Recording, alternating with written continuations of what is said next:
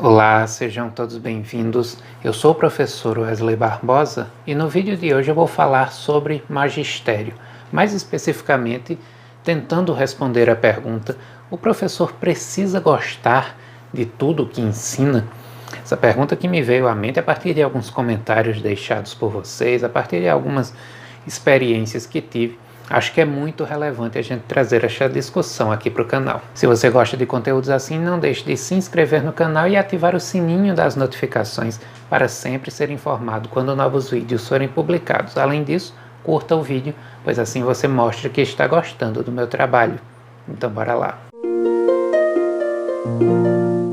Bom, trata-se evidentemente de uma pergunta que requer uma certa reflexão e que requer direcionamentos quando nós vamos respondê-la, não necessariamente uma única opinião ou uma resposta precipitada. É lógico que nem todo mundo gosta de tudo aquilo que compreende, né, o conjunto de conhecimentos da sua área, né, na área que escolheu para atuar. Então é claro que o professor de história, o professor de língua portuguesa, o professor de matemática, ele não precisa ser um apaixonado por tudo aquilo que diz respeito à sua área de conhecimento. Todavia, é fundamental que você tenha duas coisas, né? Primeiro, a responsabilidade de saber que o seu gosto é independente do seu trabalho. E nós não trabalhamos apenas com aquilo que nós gostamos. Isso é fundamental para que nós saibamos da nossa responsabilidade de conhecer tudo que diz respeito à nossa área, ou pelo menos nos aproximarmos daquilo que abrange a totalidade, porque nós vamos ensinar isso. E, em segundo lugar, está o fato de que quando você gosta, quando você sente prazer pelos conceitos, pelos temas que estão abrangidos na sua área de atuação, você tem uma maior propensão para conseguir lidar com problemas que, ainda que não estejam no seu rol de afinidades, mas que, no fim das contas, competem sim a grande área a qual você está afiliado, né? Dentro do campo das letras, por exemplo, tudo aquilo que diz respeito à linguagem, seja a linguagem artística ou linguagem cotidiana, pragmática, ora, tudo aquilo apaixona a quem é da área, né? Ainda que você tenha as suas afinidades particulares. Assim como no âmbito da pedagogia, tudo aquilo que diz respeito à educação, embora nós tenhamos, claro, né, as especificidades aí, a gestão escolar, nós tenhamos a didática em si, nós tenhamos a história da educação, cada indivíduo vai se especializar aí num determinado segmento. Tem um livro de um escritor escocês chamado Gilbert Highgate, chamado A Arte de Ensinar. Eu até preciso trazer um vídeo sobre este livro, eu li e achei bem interessante. Ele diz num determinado ponto que é impossível você aprender e ensinar um determinado conhecimento se você não tem amor por aquilo, né? Isso é um pouco de verdade. Se você não gosta da área a qual você está afiliado, dificilmente você vai conseguir aprender adequadamente, você vai conseguir se engajar nas coisas. Então é claro que aqui está pressuposto o fato de que você escolheu uma determinada licenciatura por gostar daquela licenciatura, né, daquela área do conhecimento. É lógico que fica bem mais difícil para o caso daqueles professores que, por algum motivo, caíram de paraquedas naquele curso, mas não tinham o interesse de cursá-lo. Fica bem mais difícil você ter paixão por aquilo que você vai ensinar quando acontece isso. Mas levando em consideração que pelo menos grande parte de nós entramos no nosso curso por amor àquilo, por interesse naquilo, sempre devemos levar em consideração que, enfim, aquela área é abrangente e aquela área nos colocará diante da necessidade de trabalhar com diversos conhecimentos quando nós estivermos ensinando. Falando aqui novamente do professor de língua portuguesa, é muito comum que durante o curso de letras exista aquela questão de alguém se filiar a uma das duas grandes áreas do curso, né, que são os estudos literários ou os estudos linguísticos. E muitas vezes a pessoa se engaja tanto no estudo daquela área que ela acaba deixando a outra de lado. Então eu tive muitos colegas no curso que, apaixonados que eram pelos estudos literários, negligenciaram mesmo os estudos linguísticos e vice-versa, né? Então aquela pessoa não gostava das disciplinas da outra área, cursava a muito custo essas disciplinas, né? Não estudava por conta própria e no fim das contas o que é que aconteceu? Essas pessoas um dia tiveram que chegar na sala de aula e aí o peso veio, né? Eu já peguei clientes da nossa área em que eu tive que preparar o indivíduo para ensinar, por exemplo, o indivíduo que é de linguística, o cara tem até mestrado em linguística, mas ele precisava ter um mínimo de conhecimento dentro de literatura, porque ele estava tendo muita dificuldade no âmbito do trabalho com a literatura. E também já peguei pessoas que tinham muita dificuldade no trabalho com a linguagem, com a linguística e tal, gramática, etc., que eram oriundas da literatura, né? Isso eu vejo, inclusive, como uma possibilidade de acontecer em qualquer curso, né? Um indivíduo que é de história e que se apaixonou pela história do Brasil e negligenciou a história geral, ele vai dar aula de história geral na escola, né?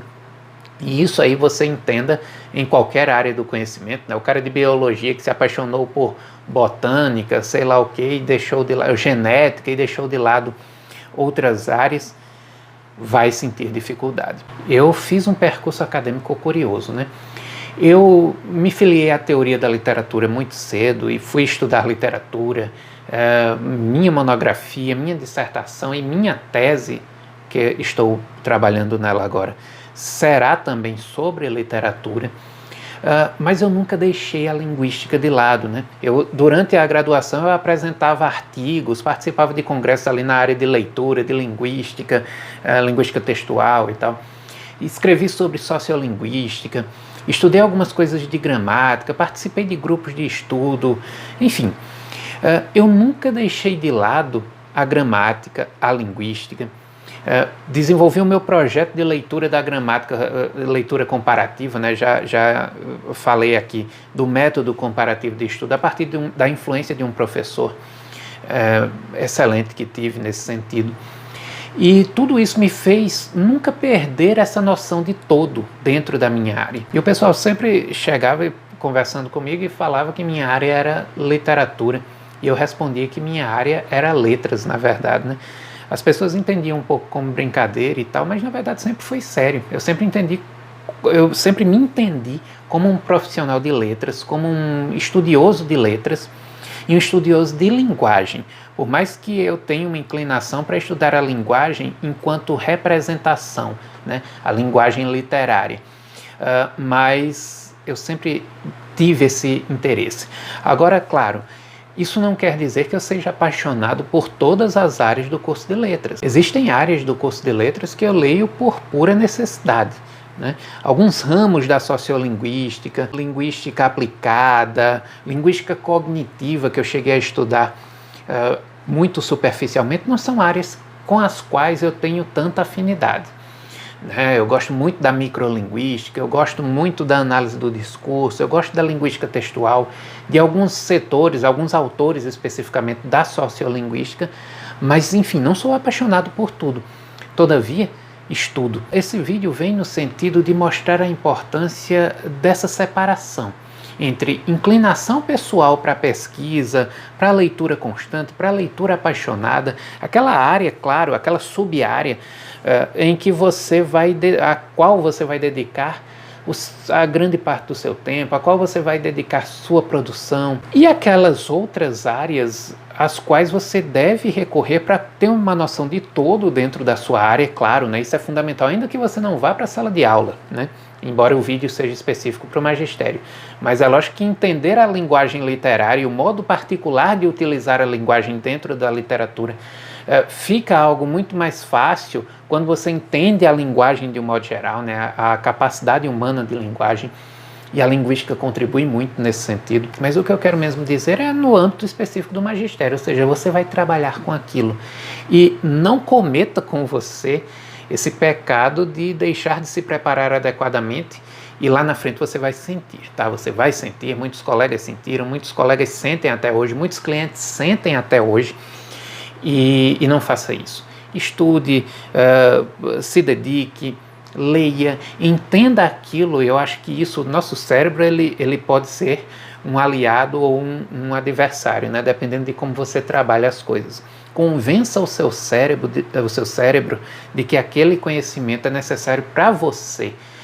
E no fim vai ser mesmo, né? Ou seja, para a compreensão dessa sua área que é mais, com a qual você tem mais afinidade.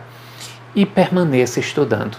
Você não precisa ser um apaixonado por tudo, você não precisa gostar de tudo que você ensina, mas você tem a obrigação moral, ética e profissional de estudar tudo que você precisa para ensinar. O livro didático ele não é um substituto do seu estudo particular. O livro didático não pode ser entendido como um substituto do professor. Não confie só nele, porque muitas vezes o aluno vai ter dificuldades que vão requerer um conhecimento a mais para que você tenha sempre conhecimentos novos a agregar aquilo que está no livro, no módulo, seja lá aquilo que está sendo utilizado ali no vídeo que está sendo assistido.